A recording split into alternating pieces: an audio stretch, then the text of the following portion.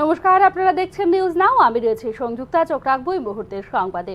দ্রুত ভিলেজ কমিটির নির্বাচন সম্পন্ন করার দাবি সহ মোট 3 দফা দাবিতে বৃহস্পতিবার রাজ্যপালের উদ্দেশ্যে স্মারকলিপি জমা দিল তিপ্রামথা। তিপ্রামথা যখন ভিলেজ কমিটির ভোট নিয়ে শুরু করেছে প্রস্তুতি, তখন মাঠে নেই জনজাতি মোর্চা। তবে কি রাজনীতিতে আদিবাসী কংগ্রেসের মতোই সাইনবোর্ড সর্বস্ব হয়ে থাকবে বিজেপির জনজাতি মোর্চা? তা নিয়েই উঠছে প্রশ্ন। আসন্ন ভিলেজ কমিটি নির্বাচন নিয়ে যেখানে প্রস্তুতি শুরু করে দিয়েছে তিপ্রামথা, তখন মাঠে কোথায় বিজেপির জনজাতি মোর্চা তা নিয়ে উঠছে প্রশ্ন।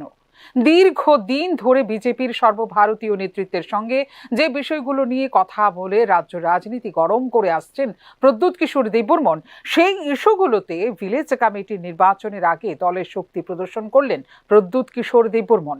অতি দ্রুত তিপ্রাসা চুক্তি বাস্তবায়ন, দ্রুত ভিলেজ কমিটির নির্বাচন সম্পন্ন করা এবং ভারতীয় সংবিধানের ১২৫তম সংশোধনী বিলটি দ্রুত পাশ করানো এবং বাস্তবায়ন দাবিগুলিকে সামনে রেখে রাজ্যপালের উদ্দেশ্যে ব্লক ভিত্তিক স্মারকলিপি জমা দিল তিপ্রামথা।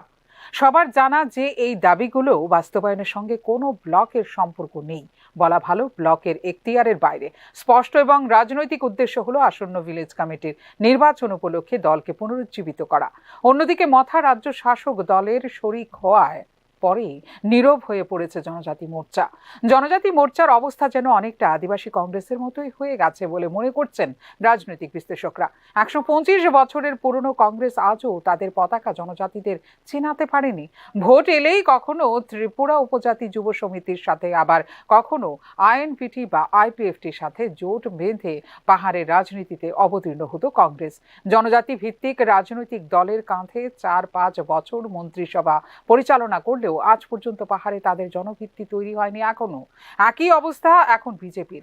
মথার সাথে সখ্যতা তৈরি হওয়ার পর জনজাতি মোর্চা স্বাভাবিকভাবেই নীরব।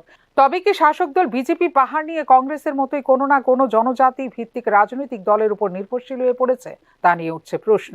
এই প্রশ্ন সাধারণ কর্মী সমর্থকদের নয়, খোদ বিজেপি জনজাতি মোর্চার একাংশ শীর্ষ নেতা সম্প্রতি এই প্রশ্ন তুলেছেন। গত এডিসি নির্বাচনে জনজাতি মোর্চার উপর ভরসায় রাখতে পারেনি বিজেপি, তবে আইপিএফটিকে বেশি আসন দেওয়ার খেসারতও দিতে হয়েছে বিজেপিকে। তারপরেও সেখান থেকে কোনো রকম শিক্ষাই গ্রহণ করেনি শাসক বিজেপি বলে মনে করছেন রাজনৈতিক বিশ্লেষকরা। চলতি বছরের ডিসেম্বর মাসের মধ্যে ভিলেজ কমিটি নির্বাচন করা হবে বলে উচ্চ আদালতে হলফনামা জমা দিয়েও বিজেপির মধ্যে এই নিয়ে এখনো পর্যন্ত কোনো আলোচনাই হয়নি বলে জানিয়েছে রাজ্য বিজেপির সূত্র। এক্ষেত্রে কিন্তু বসে নেই মথা। ইতিমধ্যেই প্রদ্যুতের নির্দেশে জনভিত্তি সুদৃঢ় করতে মাঠে নেমেছেন মথার নেতারা। জনজাতি মোর্চার একাংশ নেতারা মনে করছেন, যেভাবে একটা সময় আইপিএফটি এবং সাম্প্রতিককালে যেভাবে তিপ্রামথাকে গুরুত্ব দিচ্ছে বিজেপির কেন্দ্রীয় ও রাজ্য নেতৃত্ব, তাতে পাহাড়ে বিজেপির সাংগঠনিক ভিত্তি মজবুত করা এই মুহূর্তে কঠিন। যেমনটা হয়েছিল কংগ্রেসের ক্ষেত্রে। বিজেপির শরিক দল হিসেবে সরকারে রয়েছে তিপ্রামথা, কিন্তু শরিক হওয়ার পরও পাহাড়ে ১ ইঞ্চি জমিও বিজেপিকে ছাড়তে নারাজ প্রদ্যুৎ কিশোর দেববর্মনের দল তিপ্রামথা। কারণ এতে যে মথা কোণঠাসা হয়ে পড়বে তা বিলক্ষণ বুঝতে পারছেন প্রদ্যুৎ কিশোর। রিয়াং শরণার্থী শিবির থেকে প্রদ্যুৎ কিশোর দেববর্মনকে রাজনৈতিক জীবনে ফিরিয়ে আনা, একই ব্লু প্রিন্ট মোতাবেক এডিসিতে তিপ্রামথাকে ক্ষমতায় আসতে বিজেপির কৌশলী পদক্ষেপ আখেরে বিজেপির জন্য কি বুমেরাং হলো তা নিয়ে চলছে চুলচেরা বিশ্লেষণ।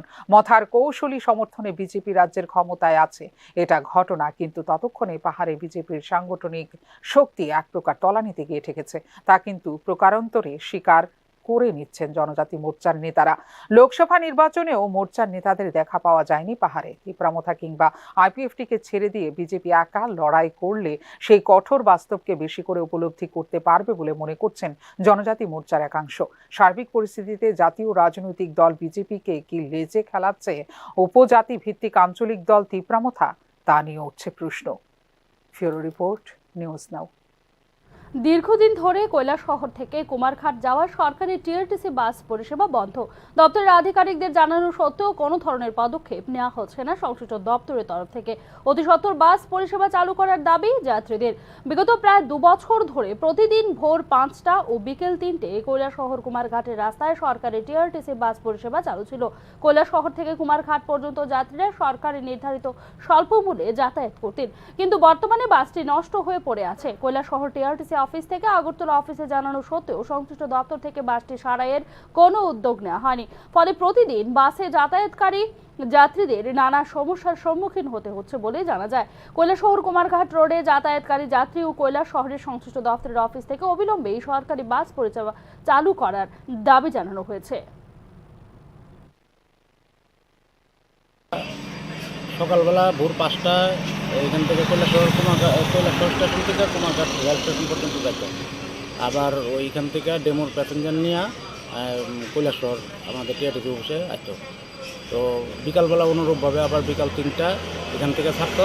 আর রাত্রের লাস্ট ট্রেনের প্যাসেঞ্জার নিয়ে আমরা আবার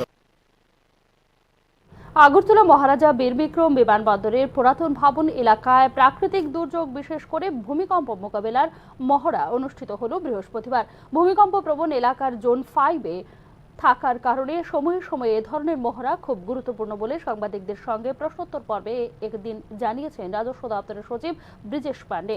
প্রাকৃতিক দুর্যোগ মোকাবেলায় বিশেষ করে ভূমিকম্প এলে কি কি করণীয় অথবা ভূমিকম্প আসার পূর্বেই কি কি সতর্কতামূলক ব্যবস্থা নেওয়া যায় সেই বিষয়গুলি বিস্তারিত তুলে ধরা হয় এদিনের মহড়ায়। রাজ্যের সর্বত্র ভূমিকম্পের মতো প্রাকৃতিক দুর্যোগ মোকাবেলার বিষয়ে সচেতনতামূলক আলোচনা সভার আয়োজন করার পরামর্শ দেন রাজস্ব সচিব। এদিন পুরাতন বিমানবন্দর ভবনে দুর্যোগ মোকাবেলার বিভিন্ন যন্ত্রাংশ প্রদর্শনীর আয়োজন করা হয় এনটিআরএফ এর পক্ষ থেকে। सबसे पहले तो मैं आप सबको धन्यवाद देना चाहूँगा कि आप आए और इस मॉक ड्रिल को हमारा कवर किया। जो आज की जो मॉक ड्रिल थी एक्चुअली मतलब मल्टी एजेंसी कोऑर्डिनेशन के साथ एनडीएमए की लीडरशिप में किया गया था। এখনকার মতো সংবাদ এখানে শেষ করছি। অন্যান্য আপডেটস পেতে চোখ রাখুন নিউজ নাও এর পর্দায়।